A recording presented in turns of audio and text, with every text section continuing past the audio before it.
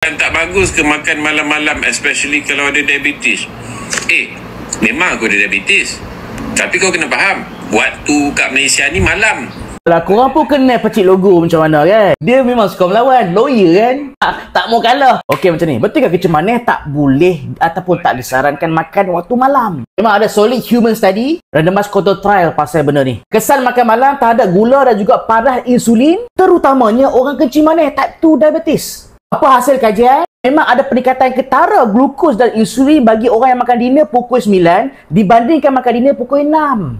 Bagi hangpa mudah faham, kita tengok apa yang berlaku dalam darah bila makan tengah malam. Bila korang makan waktu malam ataupun tengah malam, sejam sebelum tidur, matahari nampak, gelap malam. So tak ada cahaya masuk dalam mata. So apabila tak ada cahaya masuk dalam mata, dekat otak kita ni, Allah Ta'ala ada jadikan satu gland ataupun kelenjar, pineal gland, dia akan hasilkan hormon melatonin. Hormon ni buat hangpa mengantuk. Tapi hormon ini juga, ni organ kuning ni, pankreas kurang menghasilkan insulin.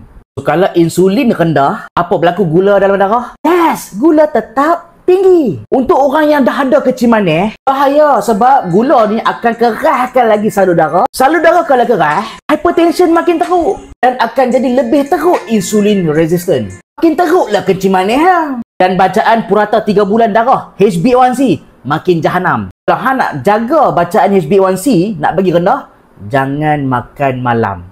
Kalau ni aku nak tanya hampa. Hampa tidur berapa jam? 8 jam? 10 jam? 6 jam? Korang terfikir tak apa-apa sepanjang kami tidur, tak pernah rasa lapar pun. Pernah tak korang terbangun sebab lapar saja? Bukan tidur ayam lah. Ni deep sleep ni. Bangun-bangun, lapar Jarang. Jarang berlaku sebab Allah Ta'ala ni Tuhan yang maha bijaksana. Sebab dia tahu time tidur ni hampa tak makan. Tak mengelakkan kita ni hypoglycemia. Allah takdirkan hati kita ketika malam, hati kita ni dibuat gula, lepas tu lepaskan gula tu dalam darah. Proses tu kita panggil gluconeogenesis. Sel hati menggunakan bahan yang bukan karbohidrat, contoh kan, daripada amino acid ke, untuk hasilkan gula.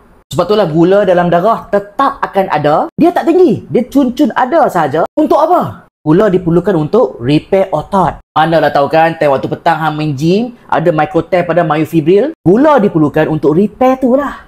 Ataupun brain kita. Walaupun hang tidur, tetapi otak kita masih bekerja. Mimpi basah ke semua tu, mimpilah, mimpi nightmare ke apa, yang tu diperlukan tenaga. Tenaga tu datang pada mana?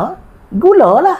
Tu, jantung berdegup. Hang ingat jantung berdegup tu free Perlukan ATP, tenaga daripada gula.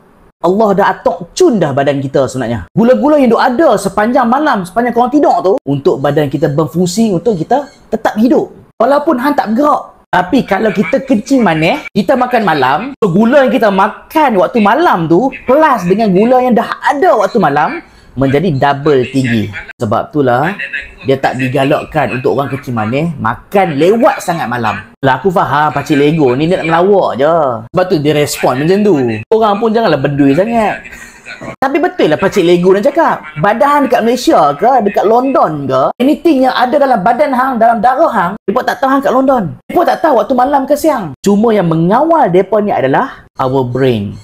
Melatonin lah yang mengawal segala benda yang berlaku waktu malam. Melatonin yang dihasilkan oleh pineal gland ketika tak ada cahaya matahari masuk dalam mata. Macam itulah sel ke biochemical proses yang berlaku dalam badan kita waktu malam dikawal oleh circadian rhythm. Circadian rhythm ni adalah biological clock. Maksudnya, dia adalah jam biologi yang Allah Ta'ala dah bagi dalam badan kita. Dia yang kontrol apa berlaku waktu malam. Darah beku ke, orang meninggal waktu malam, tiba-tiba meninggal time tidur, pasal apa? Kenapa darah beku berlaku time tidur? Circadian rhythm. Kenapa kita punya immune system jadi rendah ataupun jadi tinggi ketika tidur? Circadian rhythm. Kenapa badan kita ni terekspos kepada kanser? Circadian rhythm. Kalau aku nak sembang pasal circadian rhythm, aku rasa 10 jam kot. So macam itulah, aku punya respon. Okay? So thanks kepada yang tag aku, okay?